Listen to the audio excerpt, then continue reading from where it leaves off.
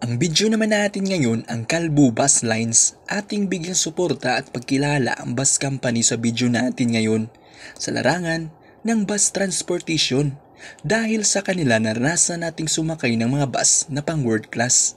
Ating alamin anong uri o klase ng mga bus mayroon na sila ngayon, ang kanilang mga pangunahing ruta. Pero bago tayo magsimula sa ating video, intro muna tayo mga kabus fanatics.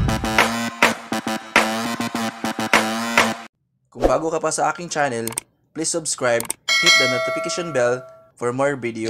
Ang Kalbo Bus Lines ay isang provincial bus company sa south ng Cebu. Ang kumpanya ay isang dominanteng bus company sa kanyang rutang siniserbisyuhan na nagpapatakbo ng mga ordinary bus na mga bago at mga brand new. Nagawa ng Aspire at ang kanilang mga sariling Asimbol bus. Ang Kalbo Bus Lines ay matagal na rin nagbibigay serbisyo sa south ng Cebu sa larangan ng bus transportation. Lahat ng kanilang mga bus units ay ordinary bus. Sana pagdating ng panahon ay magkaroon na sila ng mga air-conditioned bus. Ang Kalbo Bus Lines sa ngayon ay isa na sila sa matagumpay na bus company sa Cebu. At narito ang mga nagagandahang bus units ng Kalbo Bus Lines na maaari nating masakyan sa ating pagbiyahe. Mitsubishi Fuso Aspire Replica na isang ordinary bus at mayroon itong 3x2 seating configuration. Hino 500 na isang ordinary bus, mayroon itong 3x2 seating configuration at sila mismo ang gumagawa.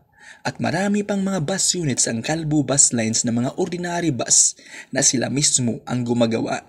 Ang pangunahing rutang siniserbisyuhan ng Kalbo Bus Lines sa kasalukuyan ang sumusunod: Balamban Cebu South Bus Terminal vice versa, Asturias Cebu South Bus Terminal vice versa, Tuburan Cebu South Bus Terminal vice versa. Ang uri o klase ng bus units na maaari nating masakyan sa Kalbo Bus Lines ang sumusunod. Una, ordinary bus. Isang uri ng bus na wala pong aircon.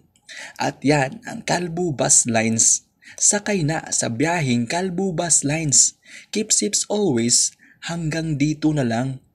Hanggang sa susunod nating mga video.